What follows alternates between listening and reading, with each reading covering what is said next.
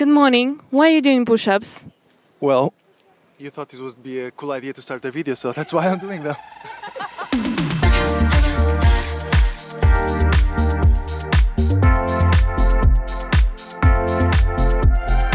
Why you keep making people do burpees every Saturday? Well, I don't make them do it. They do it because they want it, but yeah, they like it. I love burpees. Good morning. How was the last burpees? Like hell. Burpees. A lot of burpees. A lot of burpees.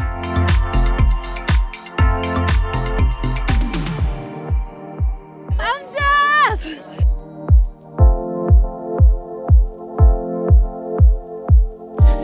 Good morning, everyone. This is Nomad Gossip Magazine, and we are in the beautiful Madeira Island where we actually base. And today we are visiting Madeira Friends workout. We have a special mission today because one of the next issues is going to be dedicated to communities, how they work, how to find them, how to build relationships, how to find new friends every time you move to the new location. And today Madeira Friends founders and also people who are in the community going to tell more about it, how it works for them. How did you find the community? What it means for them? What it means actually to come every Saturday for them to this workout, to be healthy and also find new friends as well.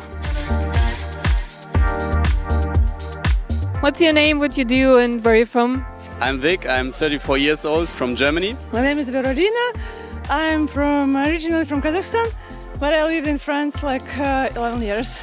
I'm Sven, I'm from Belgium and I manage a photography magazine. I'm Lydia, I am from Bulgaria, and right now I'm working on a passion project. I'm Dietmar, and I used to come from Germany.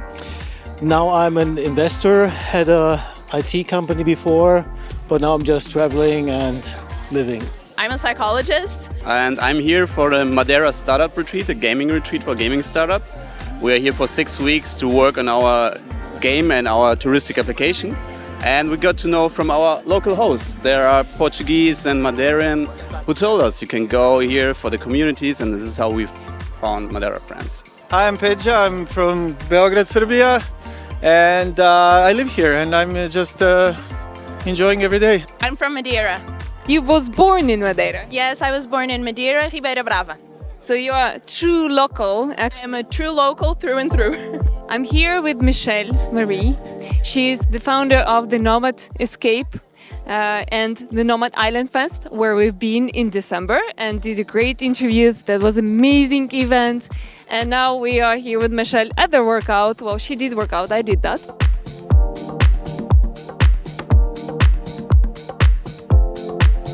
You started this community and Burpees every Saturday without having in mind having a community in the end. It was just pure passion. Yeah, so basically during the pandemic, some people started baking cakes at home. Some other people got really fit. I think we got really fit. We were like working out three times, 4 times per day. Trying to. And then one day Marilyn's like, hey, Luis, what the hell? We're doing these workouts at home alone. Just get people together. Let's do it all as a group. So we did that. And at that stage, okay, it was really cool. Like we were really fit, getting all these people fit, and we called ourselves Madeira Fitness Friends. So our goal is actually to make Madeira the fittest island in the world. But then we realized like people, they don't want just fitness. So they want a little bit of fitness, but they want also a little bit of socializing. We're just getting started. We're still just 2 people, and I think we have, we need more people, we need more hands, we need more time to accomplish everything we want actually. What was the moment, this turning moment, when you realized that it's not only workout and you actually can do and should do more than that? Maybe Yeah. the animals when When we then had our idea to raise money for the stray animals on the island. as a burpee challenge. As a burpee challenge. So we did like a 5-minute burpee challenge, and after each burpee round we would like donate €5, and in 1 week we raised like €1,000, and in a month we raised over €2,000. We were like, oh, there's something going on here, like these people really want to help. And then that same year in Christmas we raised money for toys for the kids with cancer and also orphanages. And again, we got like bags and bags of toys. And that's where we realized, okay, there's something special about this community. It's not just about the fitness. They want to give back to the island. And so a year and a half later, we decided, okay, we need to become a non-profit association so we can continue giving back to the island. And from there on, we've done beach cleanups, we've done tree plantations, volunteering at the shelters. So we do a lot, and that's when we realized there's more going on. And I think the biggest impact that we've had is also focusing on education. Now, as we have this group here on the island, why not use their knowledge and transfer it onto the locals? And that's something that Lewis can also give information about. That's probably one of the biggest impacts we've had, is also working on the education. When you are from the outside, you basically don't know what's going on in Madeira. But because you're going to stay a few months, we believe that since we're bringing all these nice people here, why don't we allow them to also give back, to do something useful? And so we are basically building this community with a purpose. And so what Marilyn mentioned about the school project, like what we actually want to do is, like, for the full year, having nomads, remote workers, digital skilled people going to schools to actually give back, not money, but their time, their knowledge, their skills, and connect them with the locals, so that we start building these bridges between the next generation, getting more people into technology.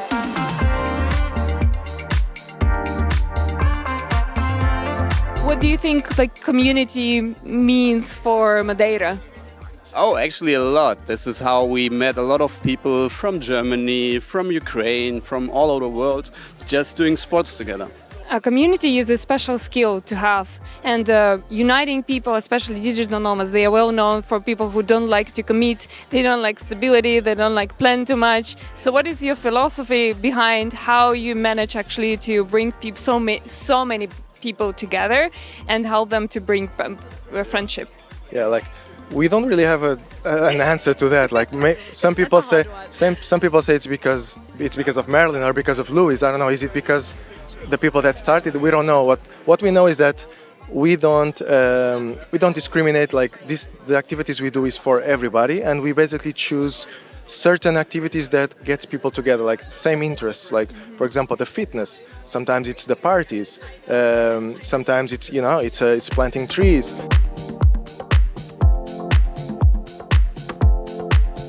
How did you find about Madeira Friends?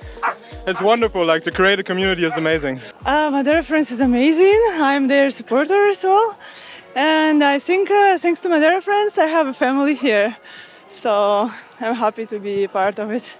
We are called Madeira Friends, so we are your friends, and this is why we exist: is to connect people, to get people to be friends. And I think that's a big core of what we do, and this is why it works so well, because it's actually what people need. How did you find Madeira Friends? I went to some party. I went to Purple Fridays, and people next day said I was tagged in a reel, so I went to look it up. Turned out to be Madeira Friends, and I started going to all the events, workouts, everything they organize.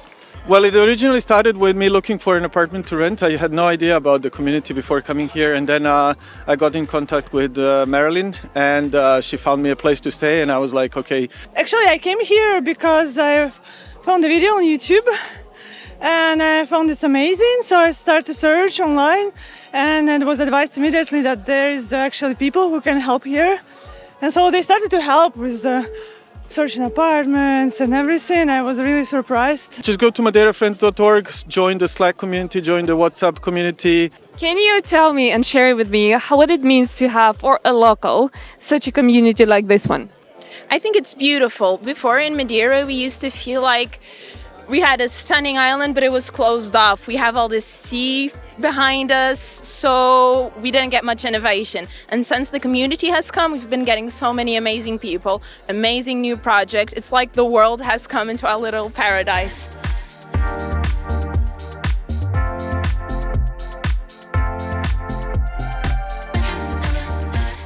How are you able to keep it sustainable? I know that both of you don't have another full-time job.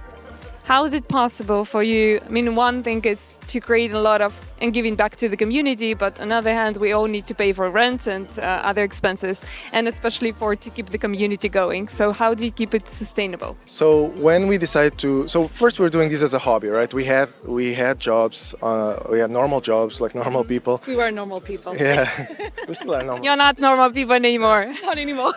No, so then we're doing this just as a hobby, okay. And then we decided, okay, we're gonna do this more seriously, and we basically decided, okay, we're gonna quit our jobs. We don't know exactly how we're gonna survive, how we're gonna make money. We don't know exactly, but we're committed. We're gonna find partners.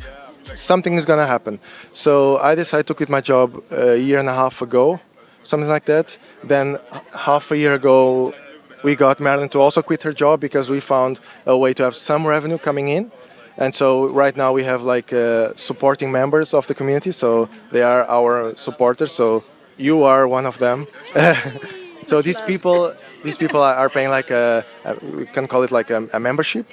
And then with that money, that's how we pay Marilyn. We are working on our business model, but we are patient. Like, of course, I try to save some money to prepare myself for, a big investment, because I see this as a 5 or 10 year thing. So like I saved up some, but slowly we are finding the sweet spot between, okay, we actually get to do this full time. We actually find a way to also get paid. It's all about being creative. Like sometimes we are submitting an international project for some EU funds. Sometimes we are talking with a tech company that wants to support our school program.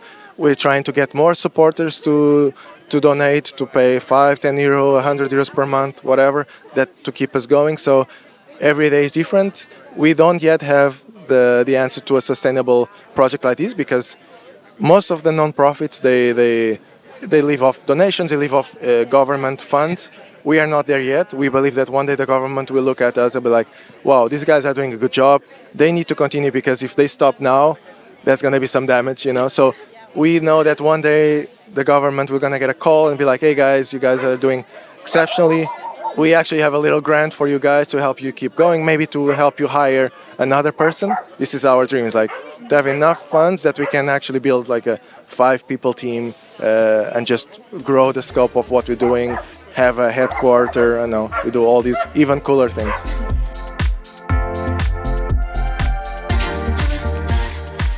Should the communities be free or not?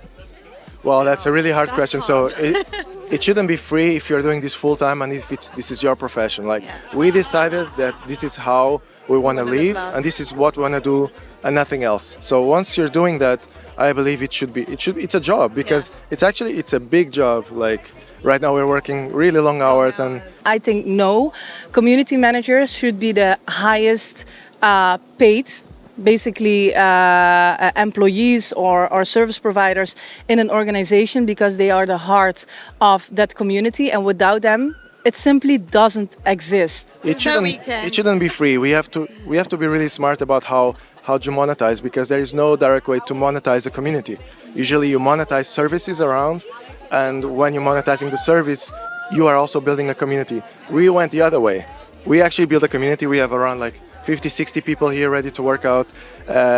We've had over 500 people at some of our events. Last year, we had over 10,000 people at all our events. We did over 250 events. But we actually got to build a community first, and now we're trying to find a way to make this even better, hire more people and do it. Yeah, but no, not free. Should they work for free? No, I think it's impossible. I think there should be funding of many different kinds. It can come from the community, it can come from the government. There are so many possibilities. It can even be like private investors coming here. I think they really deserve it to be paid for the work they do. Like, they are a non-profit, but it shouldn't mean that they work for free. They have been doing it for a long time, not making very much, and I think that definitely should change towards the future. If your kid would come to you and say, "Hey, Dad, I want to be a digital nomad and travel the world," what would you say? I would say go for it. Where do you want to go? I will help you with plane tickets, train tickets, wherever you want to go. And I think it's for everyone. It's important, like especially if you're just out of school or you're in your 20s, just like get out there, explore, like let go of what is comfortable and just go somewhere, see what it is. If the place where you go, it's not for you, try another place. You do this for like 5 years. If then it's really not for you, then don't do it. But otherwise, I think you will find that the world is so much bigger than what you thought it would be in like your hometown or your home country. I think in general, community for every type of business, but also we're talking here about digital nomad communities, but for any business owner who is seeing this or listening to this or reading this, I think community-based businesses are the strongest. Why? You have a group of people who really believes in your product and service, and the strongest marketing you can have is word of mouth. And when people love what you're doing, they will start talking about it, and this organically brings new members or new customers. So for anyone who is seeing this and says like, hey, I have a business, instead of approaching the people like clients, approach them as community members and things will shift and change. What is your tip to find a community when you come to the new place? Look for the local digital nomads. They're typically organized locally. But this is like the best community I've seen so far. As fast as possible, just go to Google, type in Madeira Friends, there they can find it, or go to Instagram where it's also Madeira Friends. Well, for example, Tuesday jam session is a very relaxed thing. It's a mix of the community members and the local people, I would say, and other tourists who live here or who are just visiting. So it's a very loose setting. So you just go get a drink, listen to some good music. It really depends if you're staying long time or short time. If you're staying long time, with repetition, I would say that relationships are built, because if you just attend the meetups, you get familiar with the faces that you see, and it's inevitable not to make connections, relations, and even friendships. If you're here for a short time, just approach people, because not everyone is what they seem like, and even if you think you will not be accepted, most of the cases that's not true. Just put yourself out there and you will be accepted. How do you keep building relationships in a new place every time you come? It's a challenge. Here it's easier. Due to the workouts, you meet immediately people. Go online, search for expats, nomads, meetup. There's like good communities all over Europe, all over the world.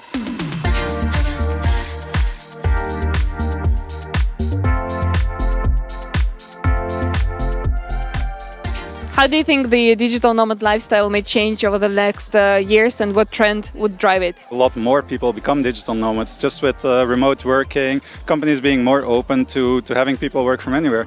Like I work for a Belgian company and they are okay with it. Like as long as the job gets done, they're fine with it. And I think a lot of like people who have been in like business for a longer time, they just have to like change their mindset a bit, be more open, and I think it will work in the benefit of like the employees and the employers as well. As you said, nomad movement. These are nomads, so it means they're not stationary and they move from place to place. So here is a bit more stationary. It's at one place and it attracts nomads. But there is also another communities like the digital nomad cruise, and it changes locations and it attracts people, but in different locations for a shorter period of time.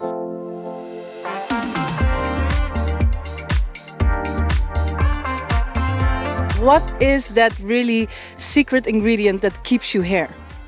I mean, for me there are three. One is like it's in Europe, so I can still see my family because I'm French. The second one is like it's good temperature, and the third one is the community. We have an insane good community. I've been traveler everywhere, and here it was like the easier way to connect to people because they stick around and they are implicated into the local things. So that's make the difference for me. Why do you guys think that Nomad Gossip magazine as a magazine for digital nomads should exist? Why should it exist? Because it doesn't exist yet.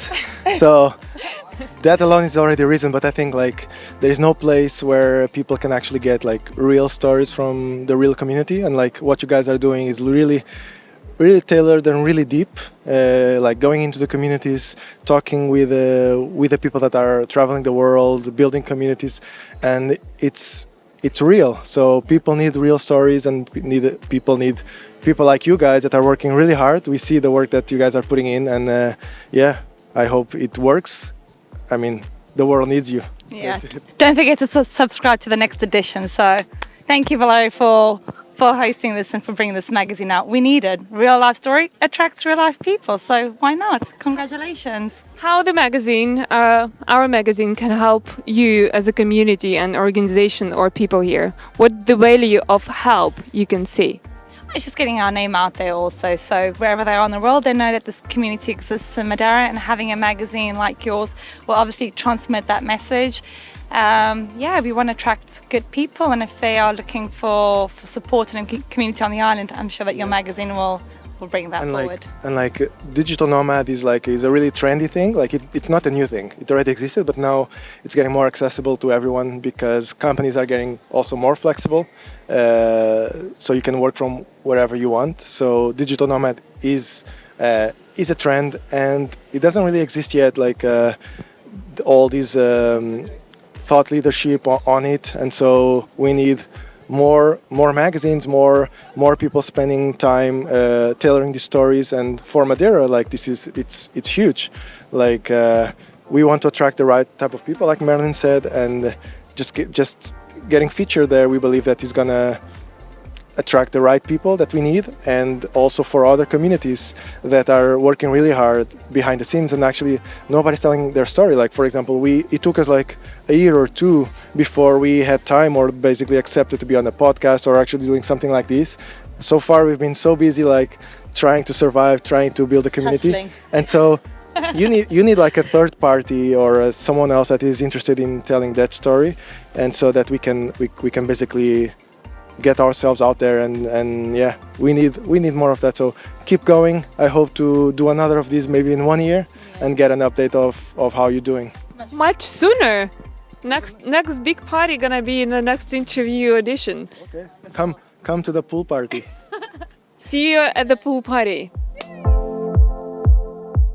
Are you going to leave Madeira? Never. I'm not going to leave Madeira. I'm not gonna leave. When are you going to leave Madeira? Never. When are you leaving Madeira? Never.